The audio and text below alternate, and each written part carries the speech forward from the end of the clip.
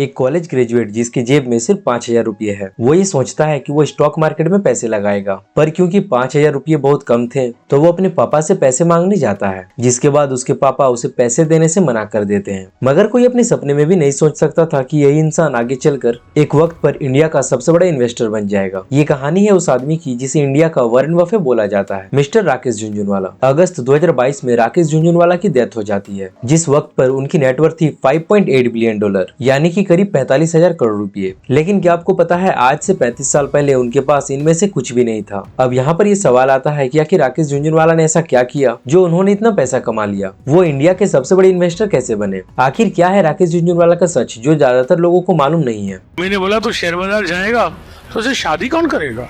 यहाँ कोई बीवी के बांगड़ बेच के आता है, कोई बीवी को बेच के आता है। मेरी जिंदगी का सबसे बड़ा पैसा कमाया है शेयर बेच के। क्या करूंगा पैसे का, बच्चे को 200-500 करोड़ दे दूंगा, उसके बाद इससे कि मरता हूं मैं कमाने के लिए, मजा मेरे जवाई और बहू करने वाले और बेटे और बेटी। मात्र 5,000 रुपए से शेयर मार्केट में निवेश की शुरुआत करने वाले राकेश झुनझुनवाला कैसे देश और विदेश के शेयर मार्केट में निवेश करने वालों के आदर्श बन गए, ये किस्सा बड़ा लंबा है। अब एक तो राकेश के पिता इनकम टैक्स ऑफिसर थे, ऊपर से मिडिल क्लास फैमिली है, इसलिए बहुत ही छोटी उम्र में राकेश अपने घर में कई सारे फाइनेंशियल डिस्कशन होते हुए देखते आ रहे थे। उनके घर की जो डाइनिंग टेबल थी वहाँ पर अक्सर स्टॉक्स, मार्केट मूवमेंट्स, कई सारी ट्रेडिंग स्ट्रेटेजीज, इन सारी चीजों को लेकर डिस्कशन हुआ करता था, जिसको देखकर बहुत ही छोटी उम्र में राकेश झुनझुनवाला ने स्टॉक मार्केट के लिए अपना पैशन डेवलप कर लिया। और उनका ये जो पैशन डेवलप होता है ये आगे चलकर उनकी कई सारी एकेडमिक एक्टिविटीज में भी नजर आती है। साल 1985 ये साल राकेश झुनझुनवाला की जिंदगी में बहुत ही इंपॉर्टेंट साल था, क्योंकि यही वो वक्त था जिस टाइम पे उन्होंने अपने सीए कंप्लीट करी थी और इसी साल में वो स्टॉक मार्केट के अंदर अपना पहला कदम रखते हैं। अब क्योंकि स्टॉक मार्केट के अंदर झुनझुनवाला को बचपन से ही काफी इंटरेस्ट था तो वो ये डिसाइड करते हैं कि आगे चलकर वो फ्यूचर में इसी पर काम करेंगे। लेकिन यहाँ पर एक दिक्कत था कि वो अभी अभी जस्ट ग्रेजुएट हुए थे और उनके पास इन्वेस्ट करने के लिए पैसा नहीं था, जिसके बाद वो पैसे मांगने के लिए अपने पिता के पास पहुंचते हैं। अब उनके पिता उनको पैसा तो नहीं देते हैं लेकिन एक एडवाइस जरूर देते हैं। वो ये कहते हैं कि फ्यूचर में कभी भी अपने फ्रेंड्स और फैमिली से पैसे लेकर मार्केट में कभी भी गलती से इन्वेस्ट मत करना, वरना तुम्हारी जिंदगी बर्बाद हो जाएगी। अब ये वक्त ऐसा था ना कि झुनझुनवाला को मार्केट में इन्वेस्ट तो करना था लेकिन उनकी जेब में सिर्फ 5,000 रुपये ही थी। लेकिन तभी उनका भाई इस पिक्चर में आता है और उनकी मुलाकात एक लेडी से करवाता है। अब ये जो लेडी थी वो राकेश झुनझुनवाला की सीए की डिग्री और स्टॉक मार्केट में उनके इंटरेस्ट को देखते हुए उनके हाथ में 2.5 लाख रुपए देती है और बदले में सिर्फ इतना मांगती है कि मेरे को इस पैसे के ऊपर ठीक ठाक रिटर्न दे दो। अब जब राकेश झुनझुनवाला के साथ ऐसा होता है तो वो काफी खुश हो जाते हैं। और जब ये सारा कुछ चल रहा था तो इसी बीच में उनकी मुलाकात एक और आदमी से होती है जो कि उनको 5 लाख रुपए का लोन देने के लिए तैयार हो जाता है। और जब ये सारी चीजें होती है तो उसकी वजह से जो राकेश झुनझुनवाला की पैसे की प्रॉब्लम थी वो तो सॉल्व हो जाती है, जिसके बाद वो साल 1986 में जाकर स्टॉक मार्केट में अपना पहला कदम रखते हैं और टाटा टी के शेयर परचेज करते हैं 43 रुपए के भाव में। अब इस वक्त वो टाटा टी के 5,000 शेयर परचेज किए थे, जो की अगले 3 महीने के अंदर अंदर 43 रुपए से बढ़कर 143 रुपए हो गया, जिस चीज के चलते मिस्टर राकेश झुनझुनवाला का 2,16,000 का जो इन्वेस्टमेंट था अब उसकी रकम हो चुकी थी 7,16,000 रुपए। अब इसी तरीके से साल 1986 से लेकर 1990 तक राकेश झुनझुनवाला ने ऐसे कई सारे ट्रेड्स किए जिसकी मदद से वो अपने वेल्थ को ग्रो कर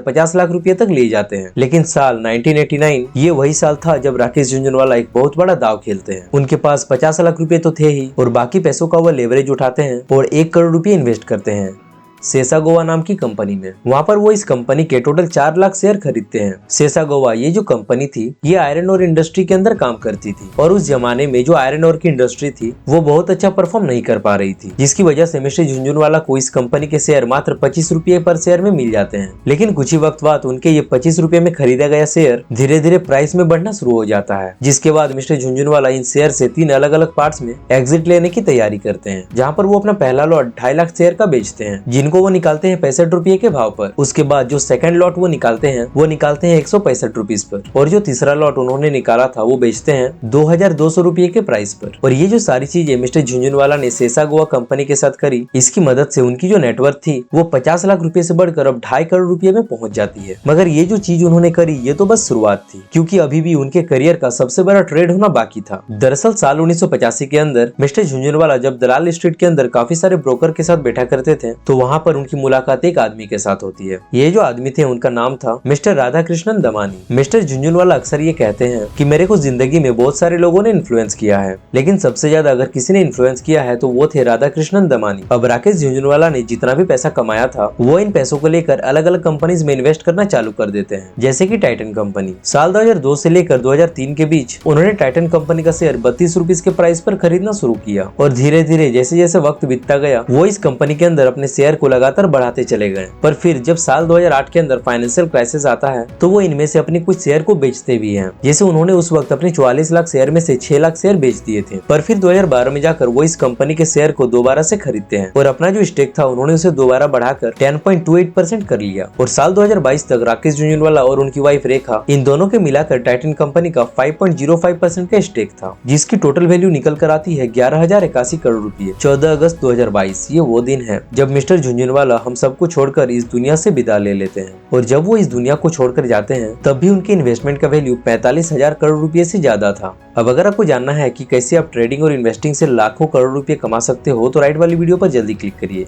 थैंक्स फॉर वॉचिंग।